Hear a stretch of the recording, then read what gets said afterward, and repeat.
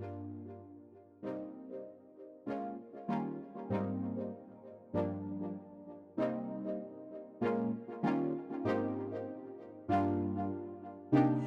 are in for a great experience today, and I urge you to come back because that's how you're gonna get better. So it's not quite 9:15, however, I figured let's go ahead and get started now so we can spend more time together.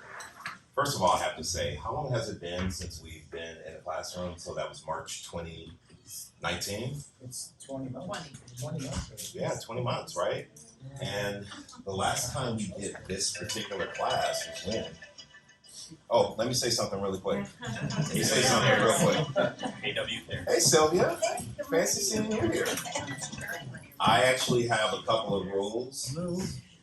Number one rule is, you can't answer your phone, Arcady, but if your phone rings, $20 to KW Cares. And it has to be paid today, so you can cash, Venmo, PayPal, whatever it is. So turn your phones off.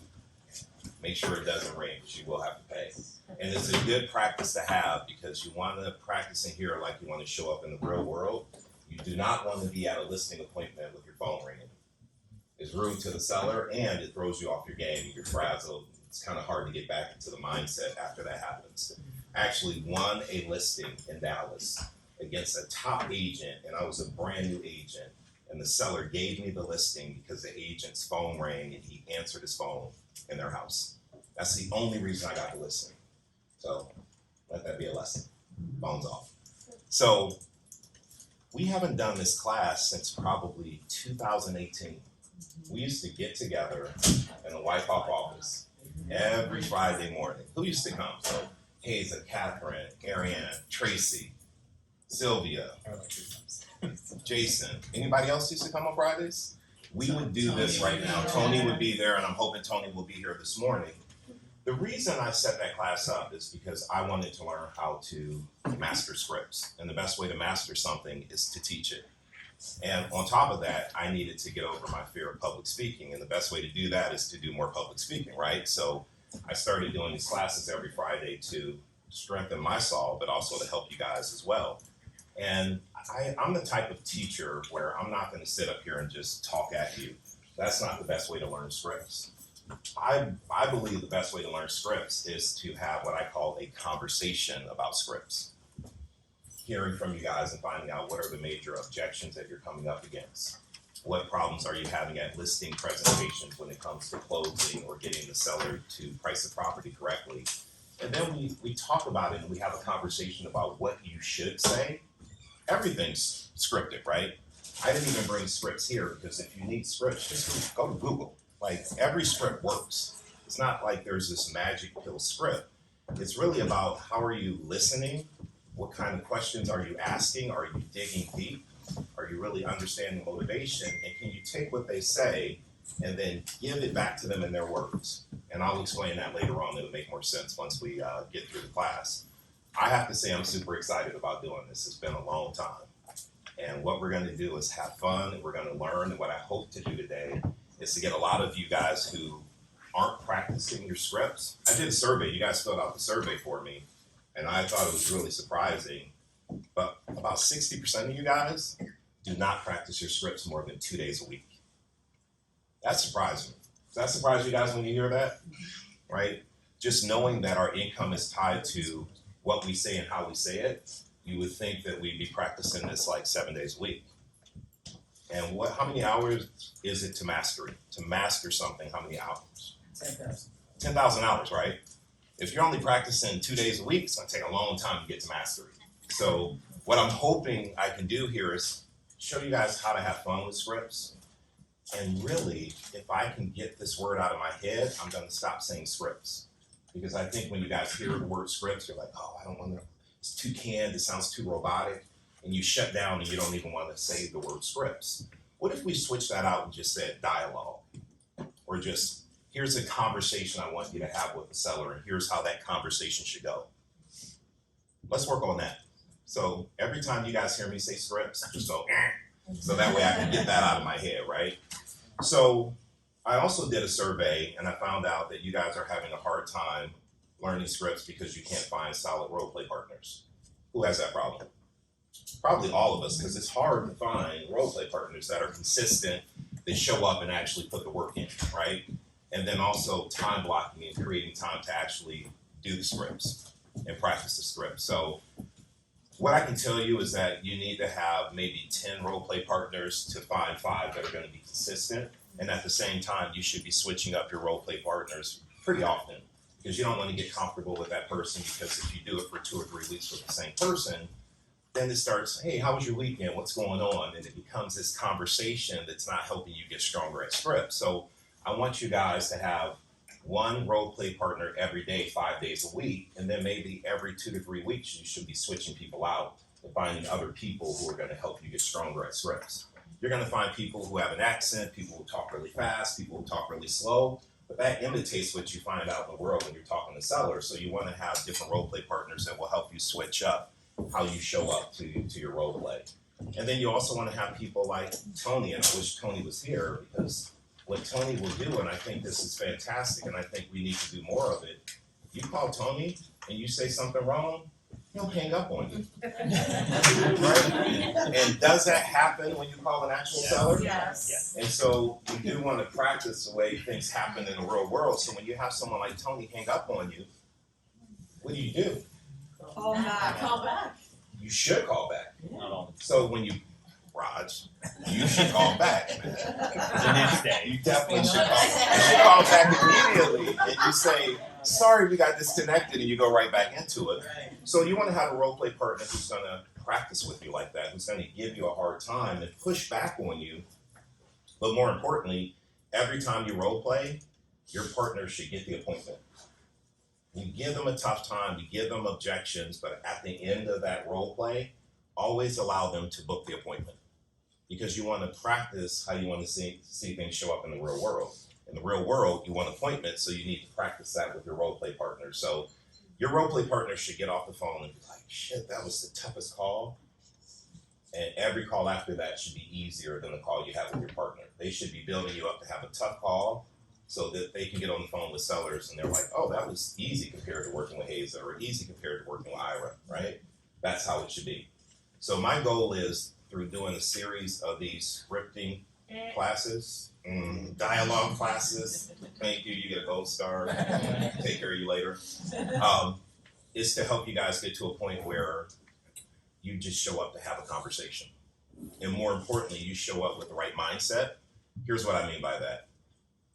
Not having commission breath, not making the call thinking I have to get a listing right now, right? I need a paycheck right now so I can pay my mortgage, but showing up with the mindset where you're not tied to the outcome. Your goal is to get through the script and really dig deep and understand the seller's motivation. To me, that's everything. 90% of the script is being able to walk away and understand what's going on with that seller, because our job is to be a problem solver. I've talked to so many of you guys who have listing appointments, and I'll say, hey, great job on getting a listing appointment. Where are they moving to? I don't know. Why are they selling? They have to move. I'm like, of course they have to move. However, why are they selling? Why is that move important to them? What will that move actually do? And then ultimately, once they're there, how will they feel being in that new location, being in that larger home or that smaller home or that single story home? If you can walk away from a phone call and understand the motivation, I promise you, you have an opportunity to get the listing.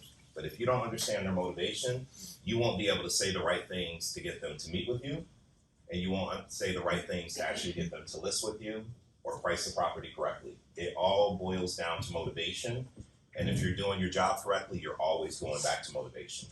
When it's time for a price reduction, it's, well, you want to be in North Carolina by December, here's what we have to do to get there. But if you don't know that, you can't have that conversation. So, you guys ready?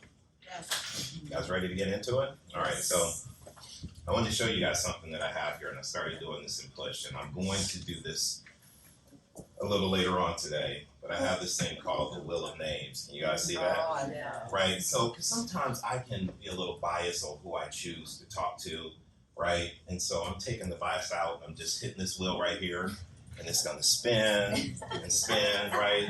And then it's gonna stop on the name, and it's gonna tell me who I should call on. So if we were doing this right now, it would be Roddy, and Roddy's not here. Roddy signed up, Lucky bastard. and he didn't show up. So He doesn't get a Spin listing. again. he doesn't get the listing, number one, because he wasn't on time, right? Rule of thumb, always be on time, always be 15 minutes early. Rule number two, if you sign up and you show up late, I may have you sit here right in the center, and you may have to do some role play in front of the entire class. So Roddy wasn't here for the easy part, so he might get the hard part. We'll see later on. Hey, Yvette, we were just talking about you sitting here. No, I'm just joking with you. You have a seat anywhere you want. So, again, this class is not about me and what I want to teach you. It's about you and what you want to learn. And for those of you who took the time to fill out the survey, I have to say only 15 of you did out of the 40-something that signed up. You guys are going to get the most help because you tell me what you need work on, right? So the main ones were, why should I hire you? I already have an agent. I have a family member who's an agent. The commission piece, right? We're going to relist with the same agent. We're no longer selling. You don't have the experience we're looking for. Those were some of the main ones that people gave to me. The most important one to me is what? Can anyone guess what that is? Commission. That's the most important one to me. Because I believe as agents, we don't get our unfair share. I know you walk into an appointment and you want 6%, and they say, well, you do it at 5, and you go, yep, I'll do it at 5. It's 5.75. Right. 5.8. It's, look at when you go get a mortgage for your client. There are so many points on that chart for interest rates. Same thing for commission. Just because you're not getting 6, get 5.75, right? So I learned early on, if I wanted to make more money on real estate, I had to do a couple of things. Sell more houses, sell more expensive houses, or get paid more commission. Do all three and you're really making more money, right?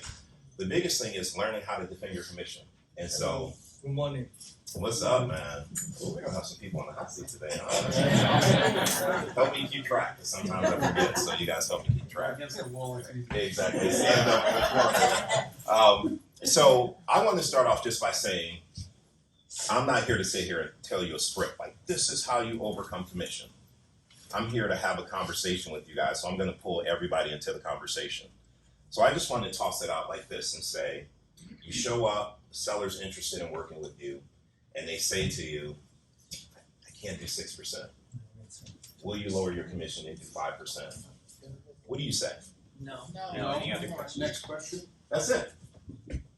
Now, you guys are saying that because you've heard me or someone else say that. My question is, what do you say when someone says, will you take 5%? Do you say no any other questions? I know that's what you should say. I actually want to know, what do you say? I say no, and actually, I'm not getting the 6%. Right? 6% has to be shared. Yes. What do you mean by that? There's going to be a buyer's agent, and if I don't offer something good, my office requires 2.5%. Yep. And that means anyone that offers less than 2% is seen on the MLS. Yep. All these agents say, I'd rather work with someone that I know I'm going to get 2.5% from. So I'm not getting 6%. It's being shared. Love it. So what did Ira just do? Confuse the client. Yep. And he educated them, right? Because most people don't know how commission works. Do you guys know how commission works? Yeah. Who can tell me right now how commission works? You're getting 6%. How's that work? That's 6% right here. I use the dollar bill. Yeah, so these are like $6 bills, right? So how do we break that down? We say what? Take 3 of them away. And we're taking 3 away because what? Goes to the buyer's agent, right? Right. Right? One of them goes for marketing and advertising and putting your house out there. One of them goes to my office, Mm-hmm. and half of what's left goes to the IRS, and that's what I'm left with. So I like that, and I think you nailed it 90%. Can I change up one thing? Yeah. You guys hear what she said?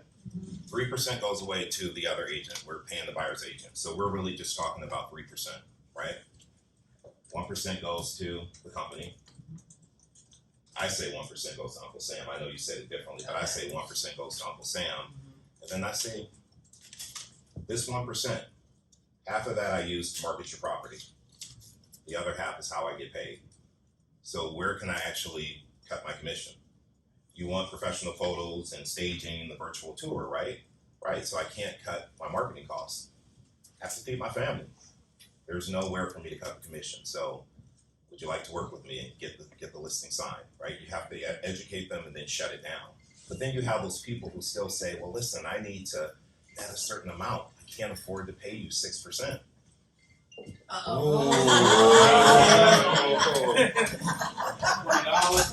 Wow. She said she'll give you $20. There we go.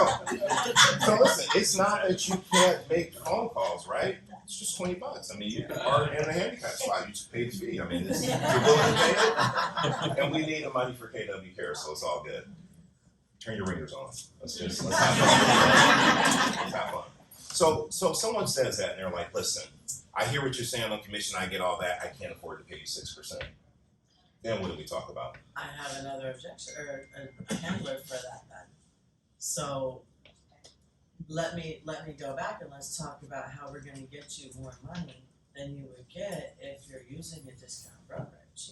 Because we're gonna be able to market your home and get you a buyer right away. We're gonna be able to get it at top dollar, and what you're going to save pays my commission.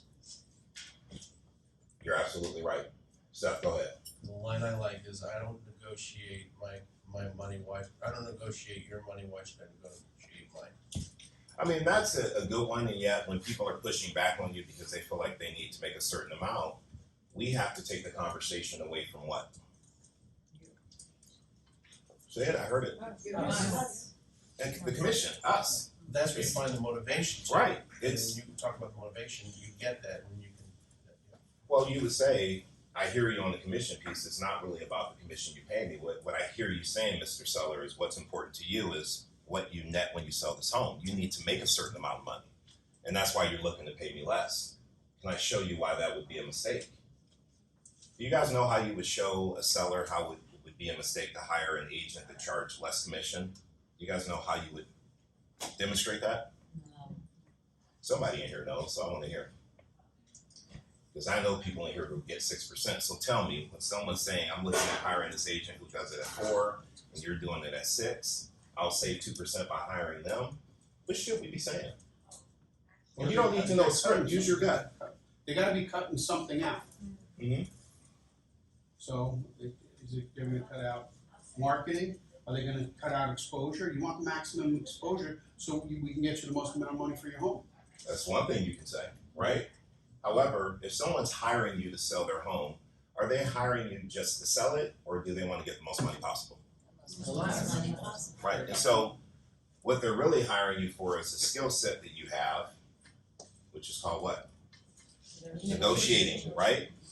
So they're hiring you to negotiate to get them top dollar and get best terms.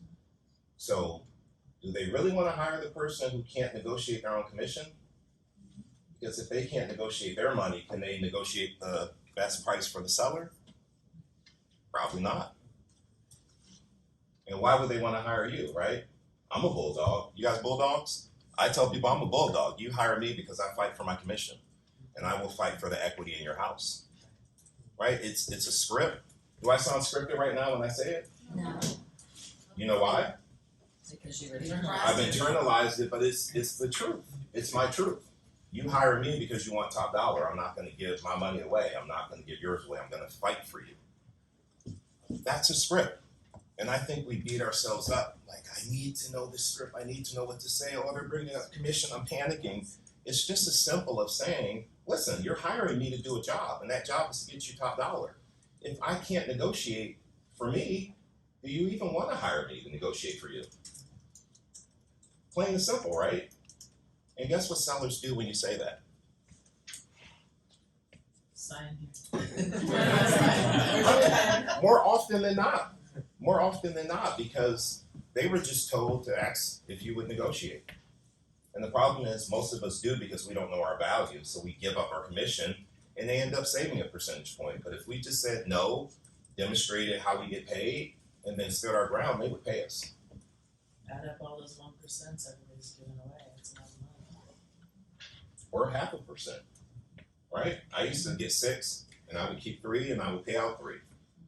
Then I started getting 6 and I would keep 3.5 and pay out 2.5. Yeah, Who does that? I do. You talk about wanting to make more money, that's how you make more money, right? So I don't know about you guys, I don't like taking money out of my family's pocket. So fight for it. So I'm gonna put this out here. Talk to me about your concerns about talking about commission. I just showed you a couple ways you can overcome it, how you can fight for your commission. What are your concerns when you meet with the seller around commission? Go ahead. I was gonna say, I just get nervous that they're gonna, like me and someone else, and be like, oh, well, they're both good. That person has a great track record too, and they're willing to do 5. I'll just go with them. Well, you're right if you're just showing up like the other agent and they're looking apples to apples and you guys both have a similar marketing plan, you guys both did the same thing, then they don't see the difference in paying you more money. So, you know, what I was talking to Mary Beth about on our call yesterday is that commission's an issue in the absence of what? Value. The problem is we don't show our value from the beginning. So you start your value by having a script in the first place and understanding motivation. You show your value by, okay, you want to meet with me? Before you go meet with the seller, you stop everything you're doing and you do what? Pre-qualify. Anybody in here not know? Raj, you know I'm looking at you. I'm looking at Raj because Raj does not pre-qualify as often as he should. Yeah, absolutely. And But what's the importance of doing it? you save your time, and Your value. you know if you really have a highly motivated seller, Right, and who you're going up against, right. so what they owe. You know Are everything, they the only decision makers? right? You know, He knows all the questions, he just doesn't He ask just- them. He's just not doing it. However, you're showing your value because you're taking the time to like, let me go over a few questions before we get together. The first question being, when I get together with you and you're comfortable with me, you're confident I can sell your home, do you plan on listing with me? To me, that's the most important question right there. They're gonna say yes, no, I'm not sure, right? And if it's a yes, then you better show up ready to get that listing, right? So you show value by pre-qualifying, then you show value by doing what? What's the next step? showing up on time. How many of you guys have taken Push 2.0 on here? I didn't do a good job. So, Right. it's a difference. Don't we send out a pre-listing packet Oh, yeah. to show them who we are, our bio, what we do to market, our stats?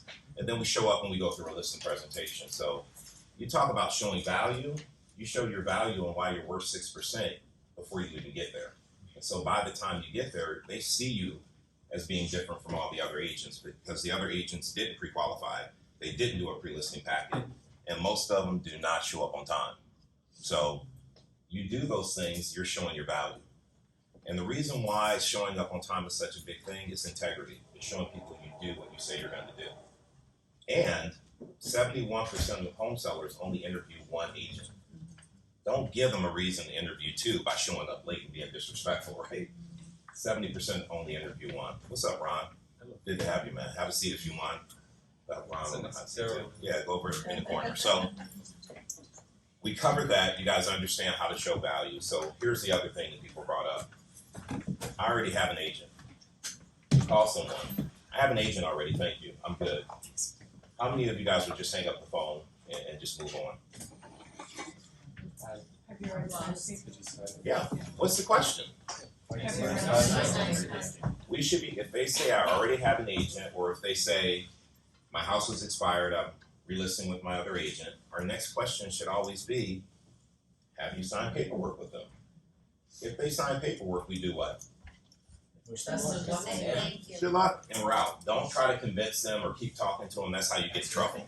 It's against the rules. If they say, I've already signed paperwork, you're done. If they haven't signed paperwork, then what do we need to do? Like, what do we say? What's the script?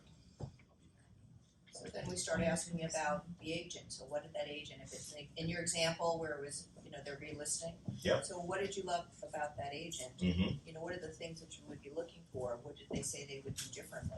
So you start asking them to start thinking about, do they really have an agent that's gonna sell their house this time? Exactly. So what Kathy is talking about, expired listings or someone who's been listed before, and they're saying they're going to go with the same agent.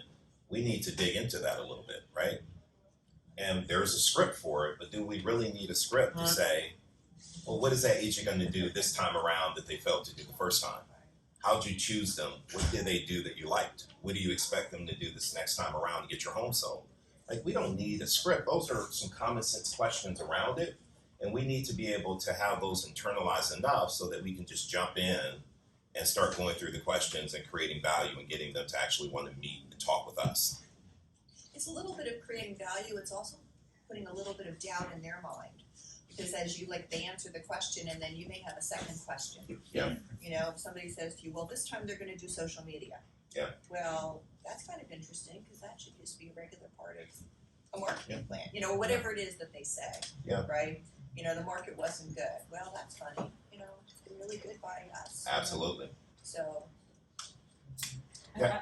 Sorry, Please. I like the, you know, it's, you know, you've been on the market for 6 months. Is there You've been on the market for 6 months.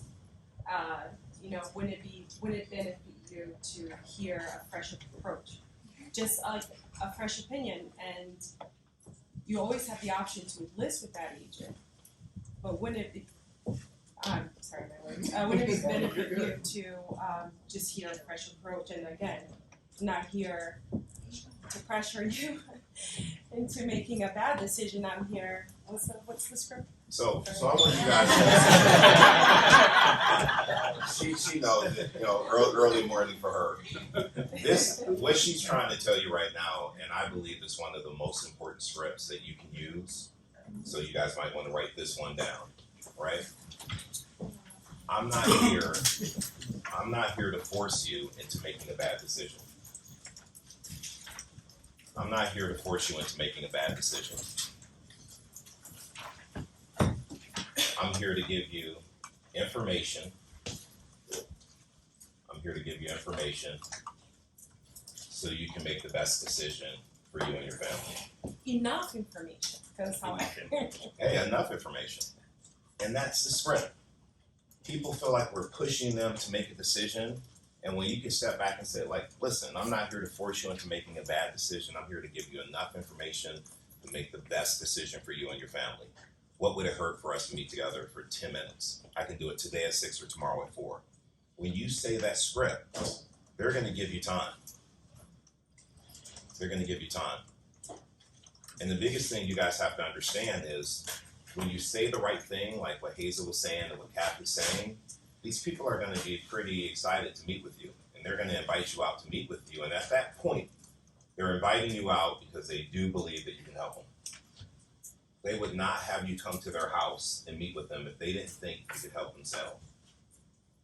The hardest part is you guys understanding that the minute you get to their house and you open your mouth, that's when you're gonna win the listing or lose it, right? And so that's why it's so important to do what we're gonna start doing here on Friday, not every Friday, but on certain Fridays, we're gonna come here and actually do some serious role playing, breaking out in groups, having firing lines, getting 2 people to sit in this chair back to back, and do some scripting to really make sure that when we're on with the seller, we know exactly what to say. Because when we open up our mouth, if we say the wrong thing, we've lost. We should not be practicing on our paycheck. We should be practicing here in this safe space where we can make all the mistakes, we can sweat it out, cry it out, have a breakdown so we can have a breakthrough, which should happen in here.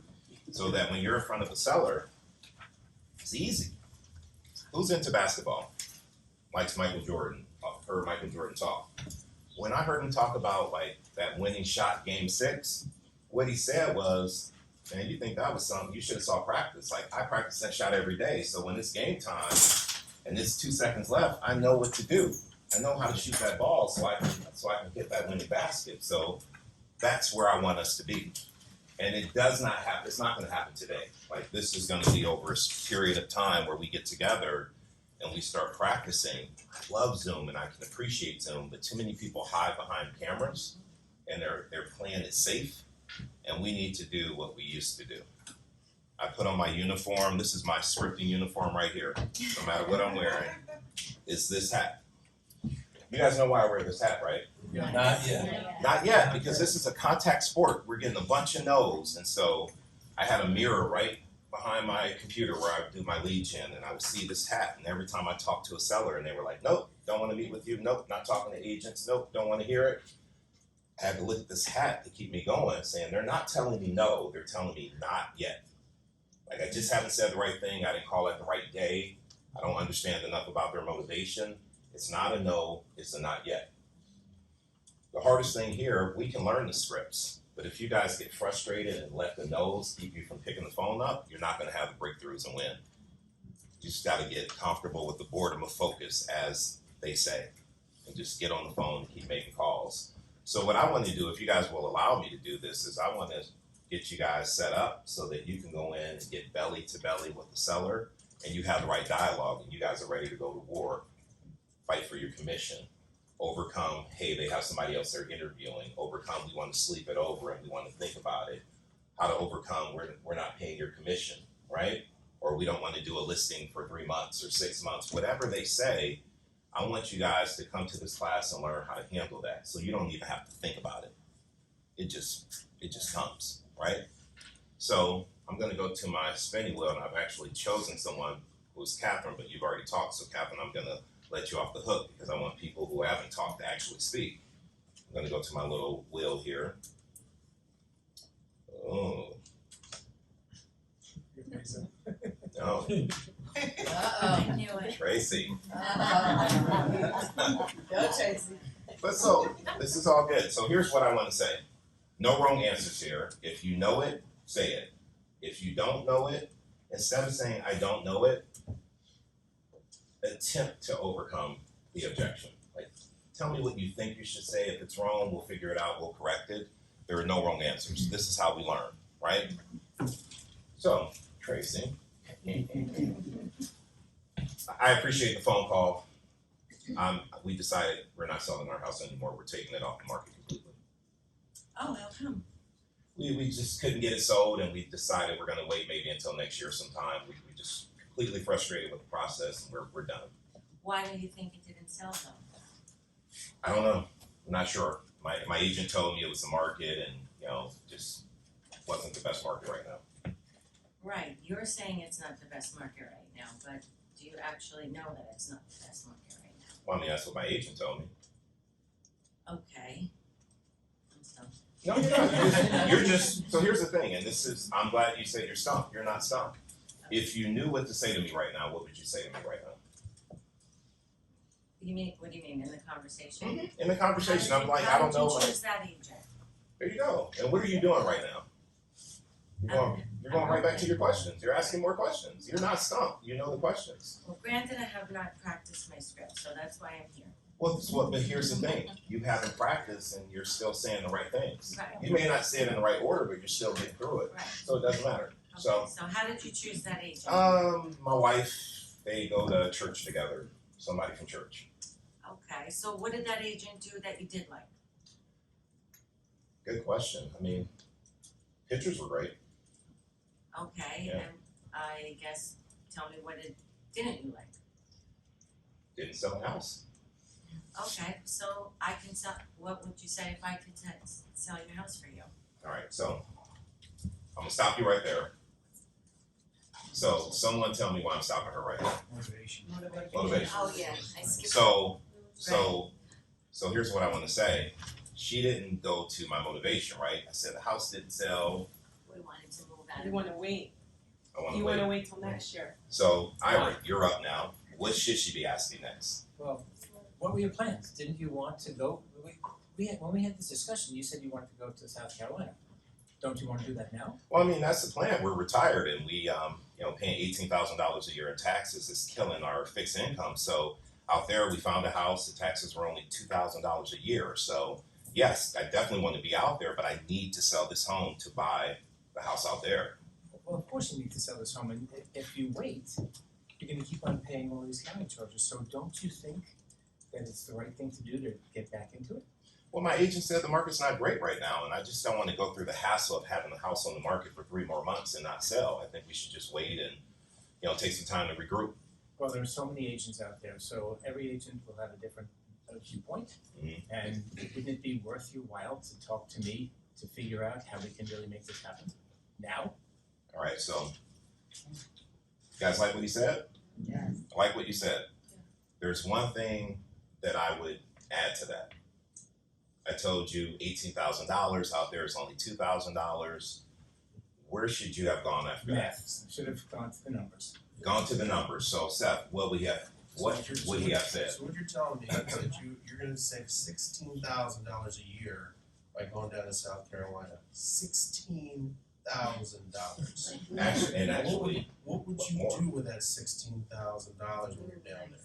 right, well, you know, we were late putting money into our 401k, so that could actually, you know, it would just go into savings for our retirement. So 16, 32, 48,000 in 3 years you're gonna save by going down there, by being down there now. And the market right now is really, really good. We just have to market the house properly right now because buyers are still out there. They're being shut out. How would you like to be shut out by the buyers that are being shut out and not being on the market? I like that. You guys like that? Yeah. And yet, there's one thing that Seth didn't cover, digging deeper into motivation. Anybody know what he didn't cover? How would it make you feel being down there? What would you want to do? So you're putting up money into your retirement account, 16 grand a year, man. What would that do for you if you could put that type of money up? Yeah. Well, it takes a lot of pressure off. You know, I don't have to work a part-time job. I can blah, blah, blah, whatever it is, right? And I share that with you. And then the follow-up question would be what? How would that make you feel? That's it. Yeah. So it's like, Seth, man, listen, you get rid of this house, you're not paying $16,000 in taxes, you're living out there, the weather's great, you're retired, you're putting money up. How do you feel about that? Like, once you're living there and you're saving that type of money every year, how do you feel? I'll feel fantastic. You deserve that, don't you? I think I do. My wife says, yeah. I'm married too, I know how it goes, Seth. I get it. So what I hear you saying though, Seth, is if I could show you a way to get that house sold in the next couple of months and get you down to South Carolina where you can start saving 16 grand a year minimum, I mean, you would meet with me if I could show you a way where I can guarantee your house will sell right now, wouldn't you? Absolutely. All right, so let's do it today at 6 or tomorrow at 4. Sounds good. I'll bring my wife too. So what I just did at the end is what most of us aren't doing. I said, let's get together. Yeah. So you overcame, you didn't close. Yep. That's the biggest issue that I see every time I role play, is that someone gives us an objection and we may overcome it and say the right thing, and then we just kind of sit there at this. Like, okay, I overcame it, now what? We need to close. We need to say, so let's get together, 10 minutes. I'm not forcing you to make a bad decision. I just want to sit down with you, give you all the information you need to make a great decision for you and your family. I can do that today at 6 or tomorrow at 4, what time works. Every time we overcome, we have to actually close afterwards. So, good job. Good job. Did you, I don't know if I missed it, but what's important about you waiting till next year? So we didn't cover that really. We were kind of talking about the market might be better. But let me just say, Oh, no. Hazel, no? You brought yourself, you brought yourself into it. So, you know, Hazel, you know, we just want to wait until next year. We know the spring market, we figure we'll wait until the spring. You know, I know historically that's a good time to put your house on the market. And that'll give us some time to just rest and take a break.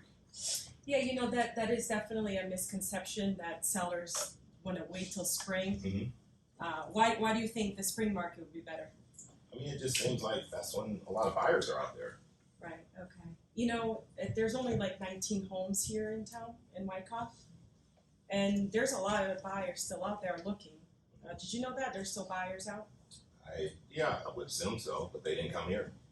Right, they didn't come here. However, what do you think is gonna happen when all the other sellers have the same mentality to wait till spring? What do you think that's gonna do to your home? If they all wait until spring, Yeah. I mean, I don't know. Well, there's gonna be a lot more inventory, wouldn't it be? Sure, yeah, More competition, sure. right? So there are buyers right now that are looking, right? They missed out, they probably got outbidded, Yep. right? And they wanna be in a home. So what do you think a buyer's doing looking at a home during like the holiday season? What type of buyer is that? Probably pretty serious. Pretty serious, and that's what you want, right? A serious buyer? Sure. Okay. So this is why it wouldn't it benefit you to list your house now? where there's still people out there and you're missing out all the other homes that are coming in the market in the spring. When that makes it, that was No, good, no, but right? listen.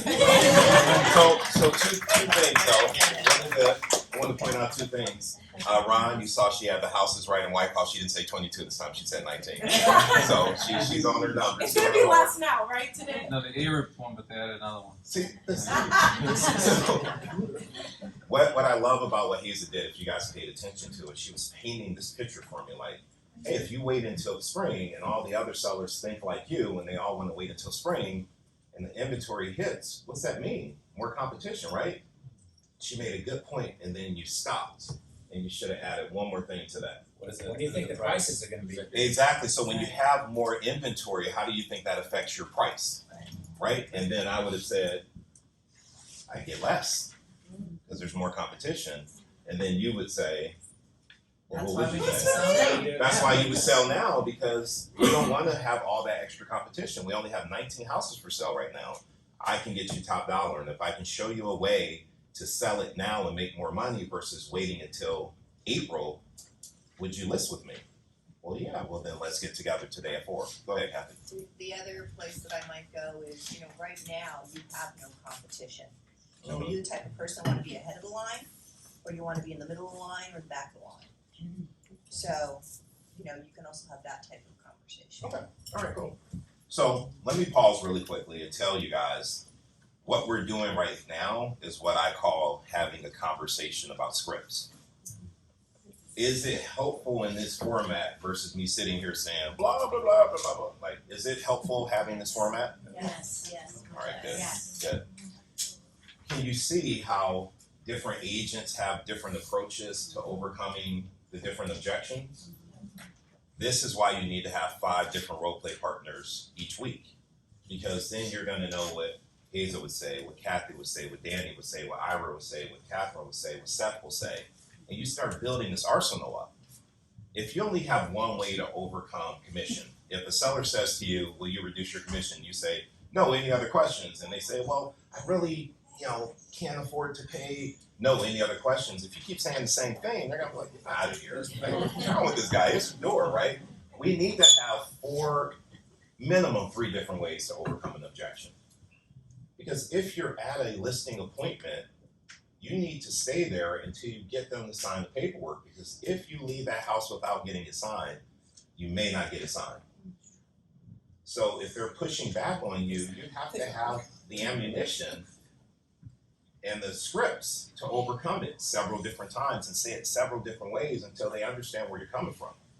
Go ahead, Kathy. The only thing I was gonna say is that I think the other piece that you learn over time is how to adjust the conversation based on the personality type. Yes. So, you learn pretty quickly if somebody is, like no nonsense, they wanna just cut to the chase, versus somebody that really needs a little time, Yeah. to really like just share why they're selling or whatever else. And that's something that I think that, the more appointments you go on, the more that you start understanding, the best way, like where you're gonna go into a deep dive into something versus Right. you're gonna just say like, listen, you wanna talk about price. Right. Right, Raj and I were at a listing appointment one time and we were giving a little background and looking at the 2 sellers, we both said, you wanna cut to the chase, don't you? You're like, yeah. Yeah. So then we Right. just like went right to the price at that point. But it's like watching body language and it's kind of like seeing what's going on as you're talking to then, can you pitch hit in the moment? In the moment. Pivot in the moment. And sometimes I think, like, if you ask that question, can you describe your home for me?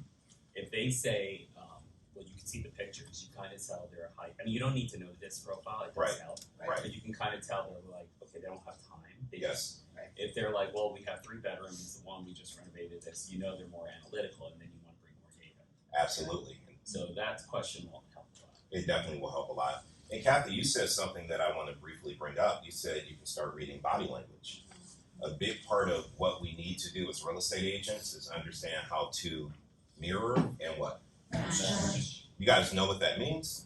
Anybody who doesn't know what that means? It's okay if you don't, right? So if you're talking to a seller, now let me just use you as an example.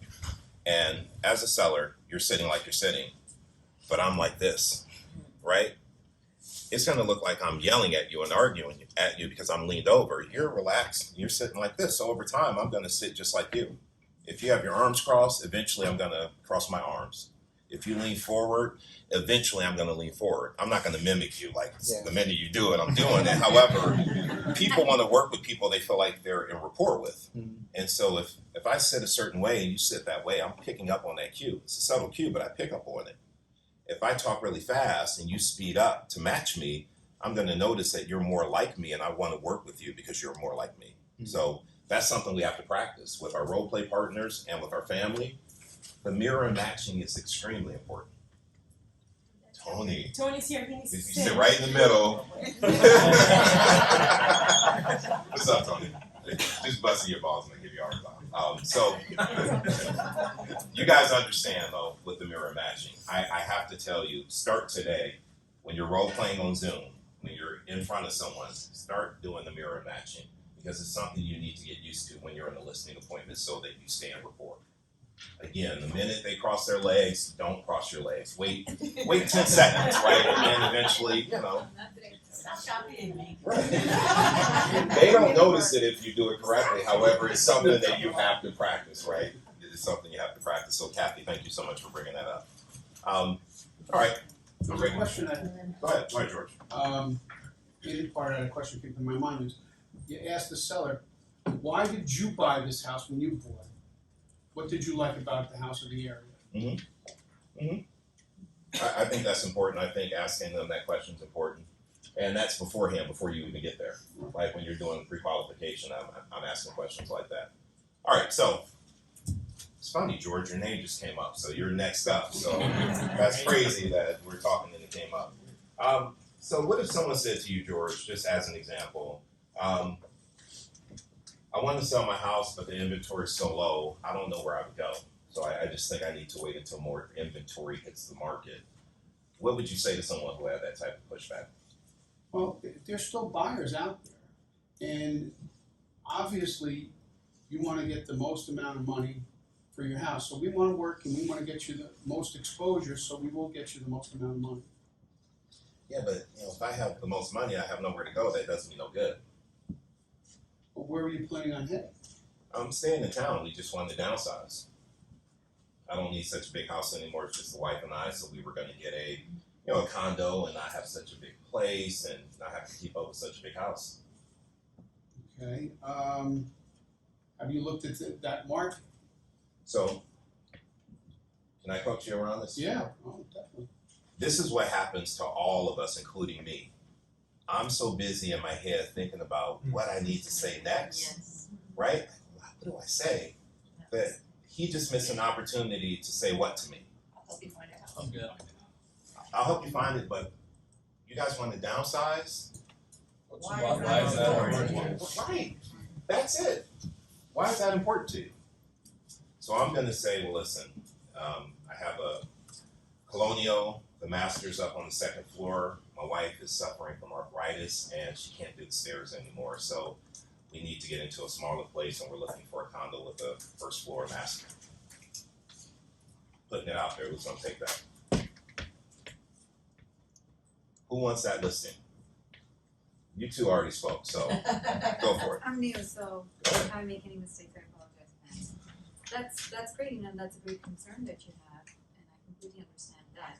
In today's market, do you know that buyers are willing to cooperate with sellers on a sale-leaseback? So let me tell you where I wanted you to go. And I know where you're going. I put it out there and just share something pretty personal. My wife has arthritis. She cannot go up the stairs anymore to get to her bedroom. We can't stay in this house. We need a place with a first story master. I just said that and put it out there. That's what I want you to take. Just go from there. Okay, I completely understand. My mom has arthritis too, and I share your concern. She has a home with a master bedroom on the first floor. So, as an agent, that would be my priority and my goal to make sure that I address your concern. Is that something that would be of value to you if I help you find that? Absolutely. And more importantly, I would love for you to say, Well, I would have gone with tone of voice and said, wow, I'm sorry to hear that. Your wife really must be in pain with arthritis. I know people that have it. yeah. Or you should say, What would it mean to her to get you into, what would it mean to her to get you into a condo right now, Yeah. so that she can start enjoying her life, enjoying better quality. I mean, it would mean everything right now. It's really tough to the point where she doesn't come downstairs anymore because going back up the steps is just so complicated. So Wow. she's not able to come down and spend time, you know, with the family as often as she wants to. She loves to cook and she can't do the cooking. So it's just been a bit of a challenge, you know, for both of us. It's been tough. I hear you. So let me do this. What I'd like to do is I'd like to come over, meet you and your wife, and talk strategy. Hold on 1 second. So we go to closing too quick. There's one step you're leaving out. Do you know? How would that make you feel? Man, if someone just shared all that with me, I would say that's got to be tough. I know you need to get into a place that has, you know, a master on the first floor. You know, how do you think it would make your wife feel to wake up and know that she doesn't have to deal with stairs, she can get back in the kitchen and hang out with the family? How do you think she's going to feel when you guys are in that new place? And whatever they say, right, whatever that word is, right, I'm taking notes and I'm writing all that down because now I know the emotional reason behind them making that move. Motivation. The motivation. Logic makes people think, emotion makes people act. Maybe, Hazel, it was like 2 years ago, maybe a year ago, you called someone or you went on a listing appointment and you went through, like, how would that make you feel? And the seller said to you, peaceful. And so then later on, when she went back to list the property, she brought that up. She was like, you told me that by making this move, you would feel peaceful. I'm here to help you get to that point in your life. He was blown away that you even remembered what was important to him. So the whole thing with scripts is we gotta stop making it about us and like looking to close too quickly without fully understanding the motivation behind why they're looking to make that move. So when I started doing really well in real estate, it's when I stopped trying to close when I was on the phone without understanding the motivation. I would take people through that conversation we just had. Okay, first floor living, why is that important? And they would start talking to me and sharing with me about their families and what that would do if they were on the first level. And I would dig into motivation. And so I would show up for the listing appointment and the husband would say, I don't know what you said to get in the door, but she hasn't let anyone else come in and she met with you. So you said something right. I was just asking questions and coming from contribution and curiosity, that's how you get the appointments. And listening. And knowing what to say so I could actually actively listen. We're also caught up thinking, what do I say next? That we're missing the cues that people give us to actually get the listing. So you guys will learn this about me from this class and from Push. I would tell you to slow down on the first half of any script and always dig deep into motivation. If you don't hang up from that phone call knowing where they're going, why they're going there, why it's important, what it's going to do, how they're going to feel, and what their timeline is, you have not done your job. I promise you, if you do that, I'm not saying you're going to get the listing on the first phone call. However, if you do your job and you continue to follow up every week, they're going to get to a point where the wife is saying, like, I'm sick of these steps. We got to do something. Being for sale by owner is not working. We've done it for 2 months. We haven't gotten one offer. We need to go. And when I understand the motivation and I'm calling them every Monday saying, hey, just checking in, sell the house yet? Well, I know Gertrude's tired of those stairs. Like, are you ready to meet with me yet? I can help you guys get into the house, right? Eventually, they're going to say, you know what? I'm ready. Come meet with me. But if I don't know that, then I'm not going to get them to meet with me. If I don't know that, I'm not going to follow up every week. I follow up every week because the people I'm following up with are in my pipeline because I know they're motivated and I know what their motivation is. If I don't know why they're motivated, it's easy to skip a week. It's like, these people aren't serious about selling. I'll call them next week. But when you know the motivation, you call every week because you know it's just a matter of time before they pull the trigger. And they'll call you if you're doing your job and staying in touch. But if you drop the ball and you don't follow up, they're going to choose somebody else. So you guys will hear me talk about that constantly. The motivation piece is the most important piece. So David, in the scenario that you just played out, Yes. at that point, when you answered, say, this is how it would make us feel. Yep. Is that an opportunity to close then, at that point, to get in the door? Absolutely. And that's when I switched to the script I had you guys write down. Kathy, listen, I'm not here to force you into making a bad decision. If waiting is the right thing, then you can wait. I want to give you enough information so that you can make the best decision for you and your family.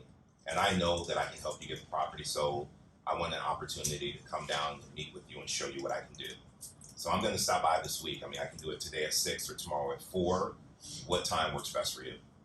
4 o'clock tomorrow. Then I'm going to go. Well, actually, then I'm going to say, hey, before I come out, I have a few questions I need to go over, and I'm going to pre-qualify. And yet, the next step is closing. After you understand how they would feel, I'm going right into my close. ABC, we always need to be closing. Always be closing. If you guys haven't watched Glengarry Glen Ross, watch that movie. It's a great movie. But we always need to be closing. Right. Only. Stella and then Jason. So I get the motivation piece. Yes. If the person on the other side is open to speaking with you. Yeah. But when they're not, and most people don't like to share their personal emotions, like why they're selling their house. They're like, why are you asking me these weird questions? And then it becomes awkward. How do you handle that? So, quick question. You're telling me a lot of people don't like to share their personal information. Are you saying that because that's what you think, or are you saying that because you called and they didn't share it with you? I've called quite a few, and they would say, "Why are you asking me? Like, where am I going? I'm not telling you." Click. Okay, and click. Let's say they don't hang up, but they're like, "Why do you need to know that?" Because that happens. Like, why are you asking me where am I moving to? Right. Like, what are you, a stalker? Great question, though. What do you say? No, now you stumped me. That's why I asked Well, you. so here's the thing, though. If you knew what you should say, what would you say to them when they're asking you that question? Why are you asking me where am I moving to? Well, I would say, listen, I know selling your house is a big deal, and I know it takes a lot of thought and responsibility, to move to get to the next house, and it's probably one of your biggest investments. So I really like to know where or why you're moving, just so I can understand the motivation. All right, so that was an answer, right? You knew something to say, right? So what I would say and what I typically say is, I work with a lot of sellers, and every day I prospect to find sellers for my buyers for my sellers, right? So I was just curious to know if you might be moving to an area where we have a listing. I mean, if you hired an agent, you would expect them to do that for you, wouldn't you? Right. Yeah, that's all. Just doing my job. That's what I would say. And then by saying that, I am planting the seed that I am a listing agent. I'm also showing you how I show up differently. I get on the phone every day and I prospect to find buyers for my sellers, right? And I'm closing you. Isn't that what you would expect someone to do if you hired an agent, to actually prospect for you? Right. So when I start asking you questions, I'm going to ask you, did your previous agent prospect for you? Do you prospect? Do you reverse prospect on you, or whatever we need to talk about, right? And then it's going to allow me to get my foot in the door, because most agents aren't doing that, and most for sale by owners don't know how to do any of that, don't have the tools to do it. So it helps me stand out and helps me show my value. But the people who hang up on you, again, I call them right back. Rule of thumb, they hang up on you, you call them back same day. We got disconnected. Well, it's what you have to understand. It's we're learning scripts in this class. Every seller you guys are talking to, they're learning scripts every day because they have agents calling, and they're learning the script to get you off the phone. Sometimes that script is click.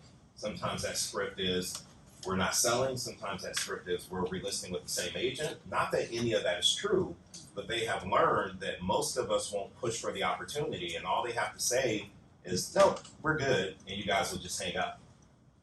We have to stop doing that. These people who are giving us these objections, they will give us an opportunity if only we just push through, right? So no matter what they say, hey, we're no longer selling, well, that's fine. Let me ask you, if you sold the house, where were you moving to? Or, I live in Wyckoff. I've seen your house. I actually went there to preview it. I can't figure out why the house didn't sell. Why do you think it didn't sell? Like, no matter what they say, you just continue to go into your script. Doesn't matter what they say. All right, Jason, you have something. It's very similar. Okay. I've been having actually the same trouble. I do have the objection handlers. Use them, and they're just like, well, I'm not telling you. And then just kind of, I went through as much as I could until they actually hung up on me. Called them back, didn't answer. So I always seem to struggle with that. What's the next steps for you to follow up with them if they either just stop answering your phone calls. I'm gonna call them today and just see what happens. But Yeah, so if they hang up, you call them back and you're not getting anywhere, Jason, to be honest with you, I would just put them back in my folder and I would call the next day. Right. They're probably getting a lot of phone calls and they're just frustrated. People are having bad days. You don't know what people are going through. Right. You call the next day and sometimes they apologize to you. I'm so sorry I was being rude on the phone. I had this going on with my mother. You just never know. So I would say don't judge it. Call back. And I'm going to follow up with that person probably 5 more times before I give up. Like if I can't break through, do you leave voicemails? If they I don't leave answer? voicemails. Thank you for bringing that up. If you're making calls, leave a voicemail every time you call. Short and sweet. Hey, it's David. I'm a local agent. I have a couple questions about the house that only you can answer as the seller. My phone number is blank.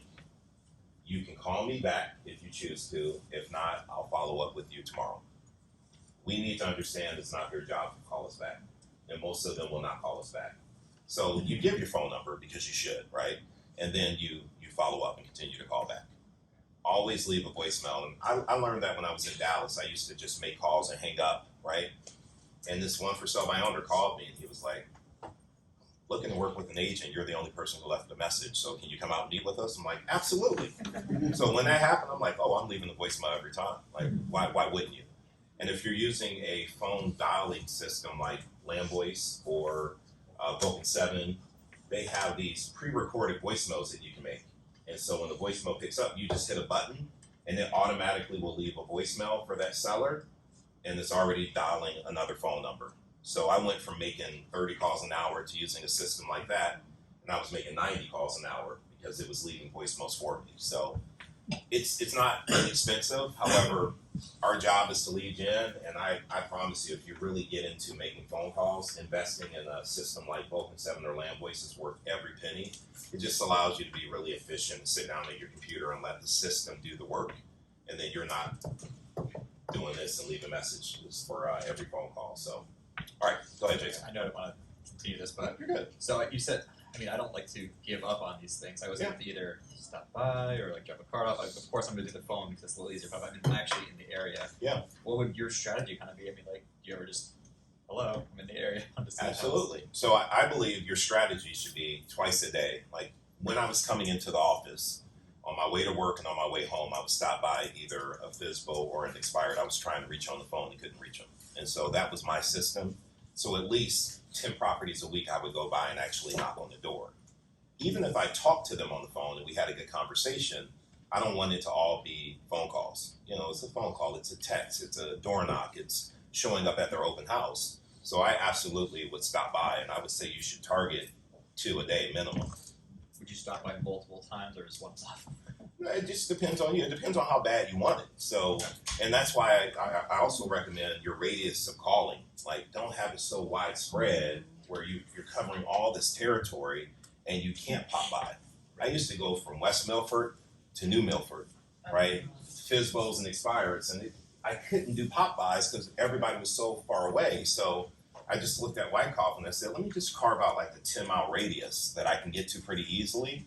And I started making phone calls in that area, and then doing the pop-bys was easy. Or going to their broker opens or their for sale by owner open houses was easy because it was in that 10-mile radius. So I would tell you guys we need to focus more on quality than quantity, right? Making sure we have good leads and leads that we can actually get to. Jason, just Yep. a couple of things. I've also, Jason, I text afterwards with my business card, and whether, like, I'll be like, oh, sorry I missed you, or sorry we got disconnected, or thank you so much for your time, even if it's been a quick phone call. Mhm. And then also, like with a FSBO and expired, I'll start, if I get their email from them, I'll start on a weekly basis then with, it's a combination of, hey, just wanted to give you this, it's Friday, want to give you this market update, just want to point out that right now there's nobody else on the market in your price point, you have an opportunity, like, so it's like, you know, you want to get the most exposure, everybody else that's on the market has a realtor, you're missing out, like, you know, so, Right. and you just kind of, it's the repetition that you're reaching out to them and mixing it up with like a phone call, a text, an email, Yeah, and trying to bring something of value Love also, it. Love it. you know, with it, so you're memorable on it, you Mhm. know, so. And Oh, also, that's great advice. go back to old expires, cause Old expires, go ahead. those are, I mean, I had a success story this year from it, and it ended up because nobody was calling them. So it was like, when I pre-qualified, I'm like, are you getting any other agents? They're like, no, you're the only one. So that's another one. And also, I know a lot of people say lead gen morning, you should always block lead gen morning. If you can't, make it up in the afternoon. Make it up somewhere. You can make it voicemails in the morning, but if you can't, then after 4 o'clock, like 4 to 6:30, you can still do it. I've done it and had some fun. But obviously mornings are best. So what Raj is talking about, for those of you who are newer to real estate and newer to making phone calls, old expireds are expireds in my mind that expired 6 months, a year ago, 18 months ago, 24 months ago. And like Raj is saying, people forget about them and they stop calling, right? So people 2 years ago maybe couldn't get the price they wanted. They can potentially get it now. And so they're not getting phone calls. They're not getting golden letters from us. And so if you call those people, you have less competition. So I highly recommend you call old expireds. I got so much business from calling people that were 2 years back. Yeah. I mean, you could do a quick check. I wouldn't waste a lot of time in due diligence. Don't waste your time going through MLS and all this stuff. I would just, maybe do a quick check for old expireds if they sold. Or if they haven't sold, then I'll call them. Expireds, don't waste any time. Yeah. But what you'll find is that most of the old expireds, actually, those are the ones that turn into for sale by owners. So if you start doing your research, those for sale by owners that you're calling, they're really expireds. Yeah. They just got frustrated, didn't want to work with an agent. They figured they could do a better job than we could, and based on their experience, they're absolutely right. Yeah. They got an agent who didn't know what they were doing. And that's a hard part around scripts, right? We call an expired. They just expired based on hiring an agent like us who promised, I can get your home sold, I can get you top dollar, I can get you moved, and then the house didn't sell, and you have all of us calling saying, well, hire me. I can do the job, hire me. And they're like, well, I just hired one of you guys, you didn't do the job. Why should I hire you? Is another question that comes up, and this is part of the survey you guys said, that's one question you have a hard time with when someone says to you, why should I hire you? You guys know why someone should hire you? Do you have your USP, your SNAP? You guys know why someone should hire you over hiring someone else? Anybody know that? No. Jason knows. Tony knows. Wait, so let me get this straight. I just want to make sure I'm reading the room right. 99% of you guys are telling me if someone said to you right now, why should I hire you? You wouldn't know what to say? No? Oh, Dallas, I'm going to put you on the spot right now. Yep. Thank you so much for being here. Why should I hire you? That's the worst question for me. Why is that?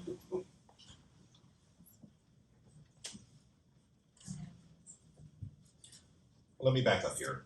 You've had closings, right? And after the closings, you get testimonials and you talk to your clients about their experience with you. Tell me a couple of things they said about you and why they enjoy working with you. I'm always available. Mhm. They can count on me to do the right thing. Mhm. Trust is always something that they bring up. Mhm. And I don't overpromise and underdeliver. Yeah. I just make sure that they're protected in every sense of the transaction. So everything you said to me, what if you said, well, the reason you should hire me, what my clients tell me is that I'm trustworthy and they feel like they can count on me and I'm always available for them, right? All the things you just said to me, what if you said that to someone? I think for me, it's my own fault. Mhm. When the question is asked, I think about all the agents that feed you the BS. Yeah. And I then think, do I sound that way? Mhm. So then when I say it, I don't say it with confidence. Got I it. feel like I think they're hearing me like every other agent who says those things. So then I don't say it. So Kathy, do you think Odalis needs to listen to Lisa Nichols' Snap? I was thinking that Yes. right, and then to take what you just said, and then how can you parlay that into, You're the not like results you're- that you get Yeah. are because, you you get sellers, you know, the house is sold because of the relationships that you build, your availability, yada, yada, yada. And you can make it in a very quick statement, That's right. you know, and you can make it for just not only sellers but buyers. Lisa Nichols? Lisa, I'll share the video on the WhatsApp chat. But here's the thing she gets you to do, it's to talk about why they should hire you based on other people's experience with you. So when I was talking to that Keller Williams in Flemington that we talked about on the call the other day, and they were like, well, why would someone take Push? I can sit there and say, well, I teach you how to do this and this and this, and we do this and that. But what I said to the lady was, well, the people who've gone through my program are actually capping because they understand how to have the right conversations with sellers. They understand how to have hard conversations, right? And I went through how the people who have gone through the program are showing up in the world. And I said to her, if you want your agents to feel like these guys, that's why you would, sign up for the Push program. I didn't make it about me, I made it about the people who went through it. So for you, it's making it about your clients that you work with and all the things they said about you. It's called the SNAP method. I'll share it with the entire class. It's an incredible video, and it will change your mindset on your USP. It really will. The other piece of it is it gives you an opportunity to fold that in your bio. So when you think about, marketing yourself and anything like, so your site, your app, now you're also including in why they should hire you up front. So if they read about you, come across you, they're gonna see those few sentences that really represent who you are and what you can do for the client. So I used it very consistently across, and you can use it as part of marketing too. You can take kind of excerpts of that, like you're gonna send out a post or whatever. So why you? Right. I love that. The funny thing about What's the USP? Unique selling proposition. Oh, okay. Right, but we call it the SNAP after we all watched Lisa Nichols, and so I will share that video so you can learn that method. Go ahead. The funny thing about this. Hi, I'm Tony. The funny thing about the SNAP is you never say I, right? You don't say I can do this and I can do that and I can do this. Like my SNAP begins with, well, historically the clients that have used me are consistently getting more money for their home at closing, walking away with a bigger check in less time, and then it just goes on from there. Right. You never say I can do this, I can do that. That's It's right. really about your customers and what you're doing for them. The results. Yes. The results. You're speaking on the results, right? Or I would just repeat their motivation. It's like, you should hire me because you said you need to get to North Carolina and be with your family Yes. at this time. Right. And you want an agent that's going to get you there, net you more money for your house, and right? Right. Repeat their motivation back. Exactly. You should hire me because you need to get there. Mhm. And I'm going to get you there. That's how you do it, right? I have a very good review from client to client That's on it. Google. So what I do, I give them a copy of it. I just text them a Google review that I have, which is people who put 5-star for me. I just send it to the potential seller that this is why I'm good.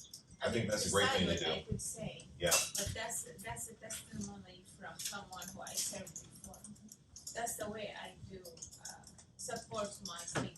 I think it's smart. So I specialized in expired listings, and so what I had was a list of every expired listing that I sold, and I had what it was listed for previously, and then what I sold it for and how quickly I sold it, and I had the owner's name and phone number. And so when I was on an appointment, I would say, these are all the clients that were in your situation that I was able to help. Call them. You want to know why you should hire me? They're willing to talk to you and tell you what I was able to do for them. Choose any. Give them a call. Powerful. Right? Any agent can tell you anything. I want you to talk to the people who actually were impacted. Right? Yeah, that's all you do. You stack more, you add it up. So, all right, so proficiency level with scripts, 0 to 10. 10 being you're a scripting master, right? 0 being I'm brand new. Who's a 5 or higher? Okay, so my 5 stand up for me. And I want to look around the room because I think there are probably more 5s. You know,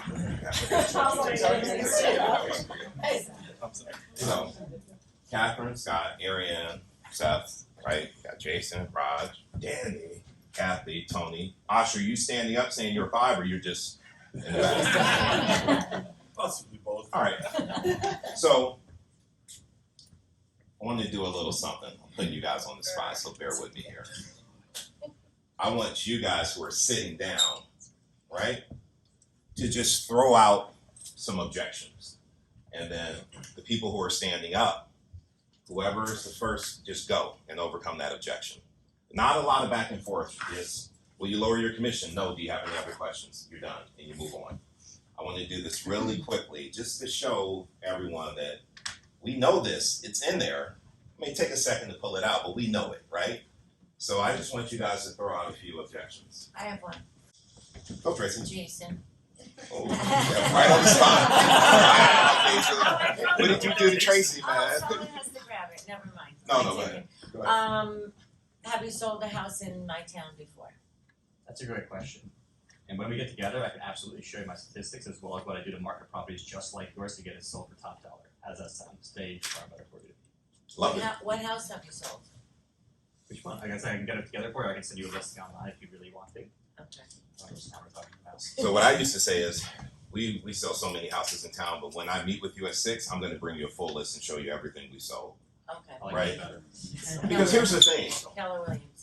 Did I sell maybe a house in your town? Maybe not, but I guarantee you Keller Williams has. Right. And even if I had to go back 5 years, I'm going to come with a stack. Like, we sold all those in your town. There you go. Put me to work.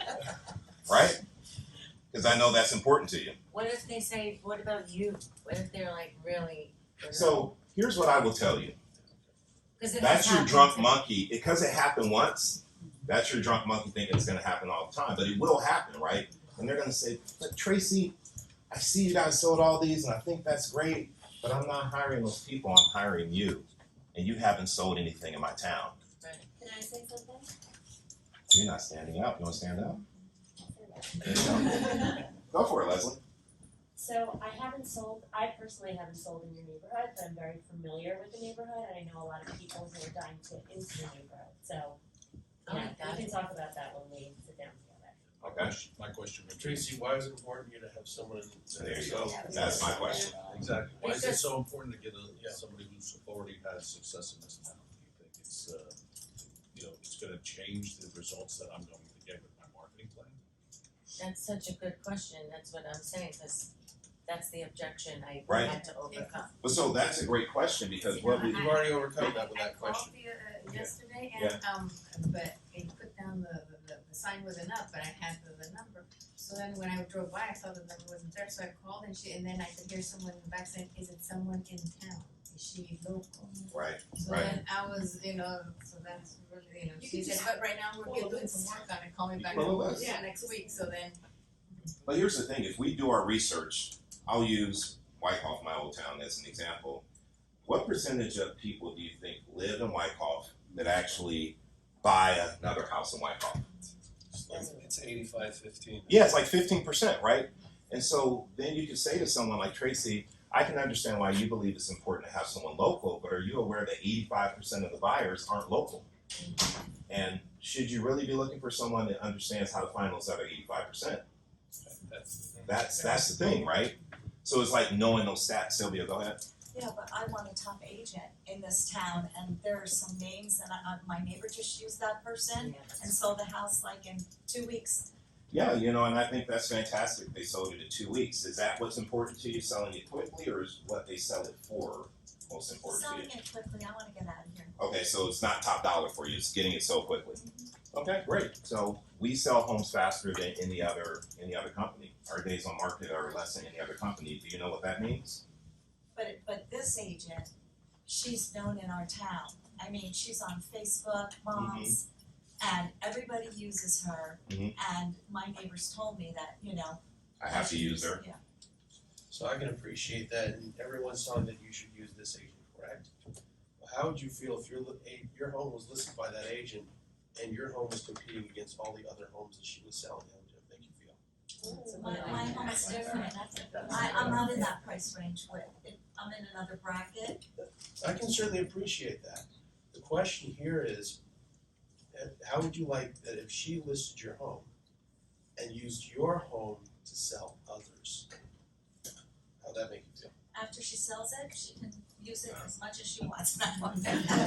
So Sylvia, if you had to go have a major surgery, would you just go to one doctor or would you go talk to several doctors and make sure you found the right one? I'd go to the top doctor Go to the top doctor. Okay, with the best reviews and recommendations. so you can only talk to that one person? Well, I would get a second opinion. You get a second opinion, right, just to make sure, right? And this is not medical surgery, however, it's financial surgery. So just like you would do that with the doctor, it would make sense to talk to another realtor to make sure you're making the right decision, right? Yeah, that could be. I mean, listen, I'm not forcing you to list with me. I just want to give you enough information so that you can make the right decision and hire the right agent. So can we meet today at 4 or tomorrow at 6? Tomorrow at 6 is good. That may or may not work. It doesn't always work. That's why we have different things that we can say. You can't say the same thing. It may not work with you, but I have to have something else I can say. All right, give me another objection. I was about to give you the Harriet card. Yeah. Yes. Go ahead. I knew you're from Keller Williams, my last agent was from Keller Williams, they made all the promises, everything that you said, didn't get the job done, so I'm just gonna rent it out, because you know what, I get $4,000 a month on this property, and that's good for me. Why should I go to another Keller Williams, like, what's the difference between you and the other person? Let me ask you a question, why were you intending on selling in the first place? Well, you know, I mean, I have rented it out and, you know, it's another, you know, it's a process, it's a hassle to, you know, do all of that. Like hiring a tenant and going through the hassle, but, you know, I wanna get top dollar and I've heard the market is hot, so that's why I thought I'd give it a shot. And if it works out, great, if it doesn't, I have nothing to lose.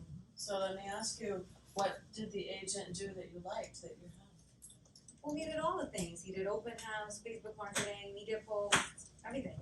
I mean, at least that I'm aware of. Is there something else you can do? Is there something that that agent did that you didn't like? Didn't sell the house, right? Understandable. So, let me ask you, with the money that you would get from this property, what were you gonna do with that? I would probably invest it into something else that's, you know, could get me a better yield. What would that look like for you in the future? It's you know, it's part of my retirement strategy, so that's why, you know, I'm young now, I can afford to make these decisions. I wanna be retired by a certain age and I don't wanna work anymore, so I wanna get to there. Right, so how will that make you feel when you're able to get to that retirement age? Wouldn't that be awesome? I could be vacationing in New York right now and not have to worry about working and getting that, you know, month to month. Wouldn't that be great? I would. So, let me ask you then, I'm not here to force you into making a bad decision, Right. but I would like the opportunity to let you choose to make a great decision for you and your family. Could I come and meet with you and show you how I can get you closer to that retirement age? Coffee wood and hut, sure. So I'm gonna take over and I'm gonna say, you know, Captain, I like what you said that you worked for Keller Williams and I just can't do it again. I gave them a shot. And they didn't sell it in 6 months, so unfortunately I'm not gonna meet with you. Well, let me ask you something. Why do you think that it's a Keller Williams brand and not an agent situation? I don't know what the situation is. All I know is my house didn't sell and it was Keller Williams that didn't sell it, so. Correct. So you realize every agent is an independent contractor and each of us do our businesses differently. We may have our licenses hanging at Keller Williams or Coldwell Banker or any of the other agencies. Right. But each agent does their own business. Yeah, but no one from Keller Williams even came out and saw my house. Like no one even. Well, that's what I was gonna ask. No one even came out from Keller Williams, so I just feel like, you know, I need a different approach. I think I need a different company. It is I appreciate unfortunate that however your home was being marketed, I wasn't able to see it. I would come to view your home as So well. let me ask you, David. Yes. If you had a bad experience at a McDonald's, would you just stop eating at every McDonald's? No, no, of course not. Well, that's kind of like this. Keller Williams is the Yankees of the real estate world. I'm the Derek Jeter. Yeah.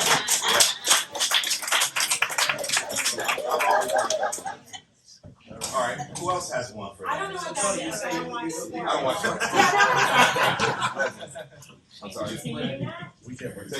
Can you remind me what a different objection? Whatever you had your hand up for. Oh, I was actually gonna use the analogy of McDonald's, just saying, David, do you like fast food? I do. What's your favorite fast food restaurant? Wow, that's a good question. I would say Burger King. Okay, so if you went to Burger King, what do you like to eat at Burger King? Whopper with cheese and onion rings. Okay, what would you do if the Whopper came without cheese and a condiment that you absolutely hated? I can tell you about the cheese at Burger King. That's another story.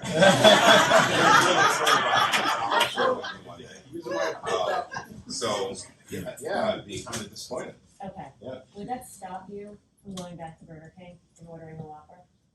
No, I would probably double check next time before I left the drive-through. But no, I go back. Okay, so it's a similar situation. Just because you had a bad experience with one Keller Williams agent doesn't mean you're gonna have the same experience with me. So I think that you should give me a shot. Let me sit down with you, we'll go over everything we need to do and get your house sold. How does that sound? That sounds good to me. I like that. You walk me through it. I think you should be standing up. Yeah, but no. Oh, Harriet has something for you. Smashburger now has a really good burger. I'm willing to give them a try too. So, what is it about Smashburger that's so good? wow, I mean, just it looks, yeah, it's juicier and, you know, the fries are better, so I am okay switching to that and never going to Burger King again. So it's the same thing, I would just wanna try Coldwell Banker this time, I see their signs everywhere here. You know, I'm gonna give them a try this time. Okay. Do you think it'd be fair to give me a try and them a try, and then you can see, you know, what you like better? What, the thing is, it's like I already have a bad taste in my mouth. And, you know, it's just, you guys said to me that you have like, I don't know, 1,500 agents. I checked the cards, like where were your agents when my house was on the market? You guys said that you prospect and you get all the agents here, and they weren't here, so that's a problem for me. That sounds like an agent problem. Yeah, all the Keller Williams agent problem, no one came. Well, I think it's the individual. I mean, I'm new to the industry, and you know, my former. I don't want a new agent, I'm sorry. I'm gonna say don't introduce the conversation. Don't do that. What if you said to Harriet over here, so Harriet, let me ask you, I hear everything you're saying and I respect it. What do you do for a living? I'm a dog breeder. Right? What type of dogs? Bulldogs. Bulldogs, fantastic, right? But there are tons of bulldog breeders, right? Yeah, but I'm quality, I have integrity and reputation. Right. Yeah. So if you met someone and they had worked with a bulldog breeder and had a bad experience and the bulldog got sick and they had to put it down and they just said, you know what, I'm done with that breed, I'm moving on to Labradors, right? But they were talking to you, what would you say to them about their experience they had with the other breeder? Well, it's a shame because, you know, they don't educate themselves, they don't know how to handle dogs like that. I mean, I've been in business for a very long time, I have a lot of experience, Right. So, you know, they should look into my work and my dogs Right. and talk to the people I've given my bulldogs to. That's right. So what you're saying is like there are people in your industry who can be dog breeders. It doesn't mean they actually know how to do it right? Sure. They haven't taken the time to educate themselves like Yeah, you did, for right? sure. You know, that situation with the Bulldogs is just like Keller Williams, right? There are agents that are brand new or just don't put the time into learning how to market your home and get your home sold. Mhm. You know, just like you're different than those other people, I'm different too. Okay. And so you would want someone to give you an opportunity to work with you as a breeder, right? Yep. I'm asking you for that same opportunity. Let me sit down with you and show you what I do differently from the other person. If I can't demonstrate that, you don't have to hire me. No harm, no foul. We'll shake hands and part ways. Alright. Well, your commission is again? So, Harriet, Talk about that when we I appreciate you asking Talk about that, that and when that's one of the first things we'll cover when I come by. Based on you bringing that up, I know that what you sell this house for is extremely important to you, correct? Yes. So I'm gonna bring stats to show you how I get my sellers top dollar. I'll give you all the information you need to make a good decision. Is that fair? It's fair, but I just wanna let you know I'm not paying more than 4, and if your commission is higher than 4, I don't wanna waste your time and my time. Were you paying 4% with the previous agent? Yes, I was. Okay, how'd that work for you?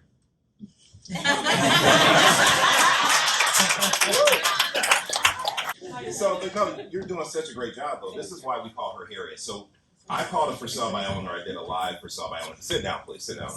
I did a live for sale by owner call, and this lady was like, she was so rough on me. She gave me the hardest time, and so I just made a game out of it. I was like, I'm gonna stay on the phone with this lady until she agrees to meet with me. I'm just gonna have fun with it.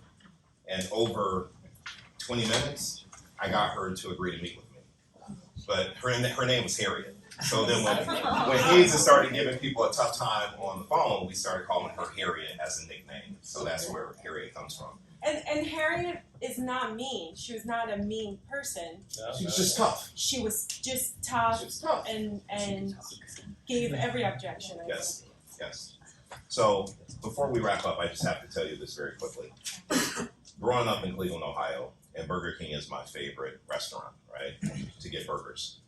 If you go to Burger King and you ordered a hamburger, it's like 59 cents. A cheeseburger was 69 cents, 10 cents more, right? If you ordered a Whopper and you wanted to add cheese on it, they would charge you 25 cents more. And I had a problem with that because I'm like, it's the same fucking cheese. Like, why are you charging me 25% just because it's on a Whopper? So I had a personal mission.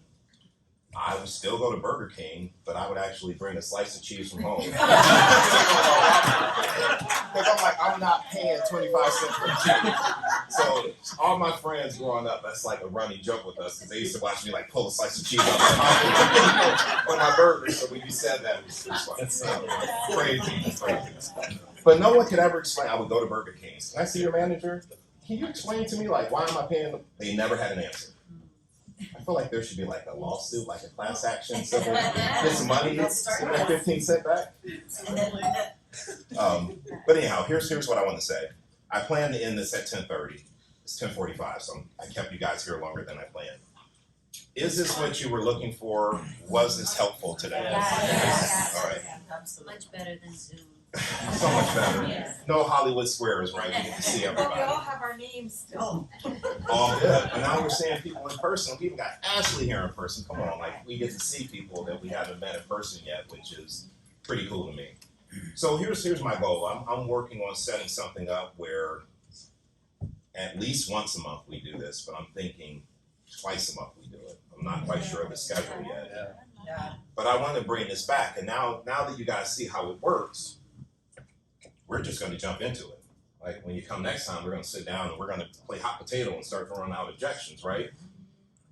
Don't text me and say, hey, can you send me the scripts? The scripts are everywhere. Just get a script and read it and write it down and practice it and internalize it, right? I don't mind sharing scripts with you, but my point is I don't have the magic script. All scripts are good. It's a matter of, do you know the script? Is it internalized? Do you know the objection handlers? Can you shoot them off without hesitating? It should be second nature. So that's what we're going to do in this class is have more of this. And next time we're going to have two people sitting in those chairs, and that's where we have a lot of fun. When you're sitting back to back doing a FSBO script or an expired script or overcoming objections, we have a lot of fun with it. So this was like a beta class because it's been 3 years since I've done this and I had to kind of get back into the groove. But I feel it now and I feel where this needs to go, and I'm excited to do this with you guys on a more regular basis and get together. So it will be coming soon. I'll get with Mary Beth and get the schedule set up. With that being said, I do want to remind you guys about one thing. November 4th, Push 2.0 starts. Listing Mastery. Probably have 5 seats left. I think I'm gonna cap it at 30. I think I have 4 or 5 seats left. You guys want to master the listing presentation? The best time to do it. Because you guys should be on the phones right now, making calls and booking appointments so you go into the new year with business. It is not October 29th right now. It is January 29th right now. That's how you guys have to look at this as real estate agents. We're already into the new year. Are you getting listings? Are you getting your unfair share? Are you getting them to price the property correctly? Are you getting your 6% commission? Are you able to get them to sign the paperwork when you're there with them? If those things aren't happening, you need to be in push. And if you're in coaching, it's a no-brainer. You don't pay for it. Like, you really should be in push, right? And sharpening that saw. Tony and I, we would get together, Tony, every week, and we sit down, 3 of us, and we practice the listing presentation every week. To the point where right now, if you guys told me do the listing presentation, I'd be like, hey, it's 11 o'clock, we have an appointment at 11, can I come in? I know the listing presentation. Would it be okay if we set up in the kitchen? Exactly. Correct. Yeah, fill this out, I'm gonna tour the house, and when I come back, right, I know how to do that. We all should be at a point where when a seller says, come out and talk to me, we can go talk to them immediately. You shouldn't have to prep and practice. You stay ready so you don't have to get ready, is what I like to say. So we all need to be at that level. That's how we earn our income. So you need to be, if not in Push, a program that will teach you the listing presentation. I'm a little biased. I think Push is a great program, so I think you should be in that program. However, you need to be in some program. So I have a question. Push is gonna be here or is gonna be through Zoom? Push is going to be in Zoom. So I moved away from Bergen County, so my commute is about an hour and 20. It can be so I'm a Zoom guy. Oh, It's part of my big why. Life by design is to not be on the road, but be at home. So it'll be on Zoom, but we will be doing Push Live here as well.